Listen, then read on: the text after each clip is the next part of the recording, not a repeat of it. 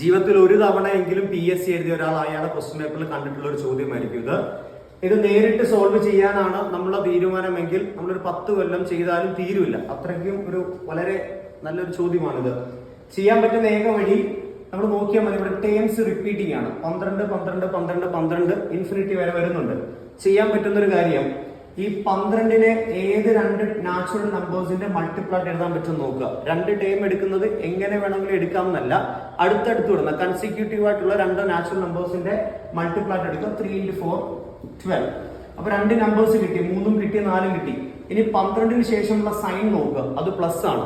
12ന് ശേഷം അല്ലെങ്കിൽ ആ ടൈമിന് ശേഷം വരുന്ന സൈൻ പ്ലസ് ആണെങ്കിൽ ഇവിടുത്തെ ഏറ്റവും വലിയ നമ്പർ എടുക്കുക 4 ഈസ് ദി ആൻസർ. ചെയ്യേണ്ട കാര്യം ഇത്രയേ ഉള്ളൂ. അടുത്തടുത്ത് വരുന്ന കൺസിക്യൂട്ടീവ് ആയിട്ട് വരുന്ന 2 നാച്ചുറൽ നമ്പറിന്റെ മൾട്ടിപ്പിൾ എഴുതുക, എന്നിട്ട് പ്ലസ് ആണെങ്കിൽ അതിൽ ഏറ്റവും ഹയസ്റ്റ് നമ്പർ എഴുതുക. That is the answer. An easy question.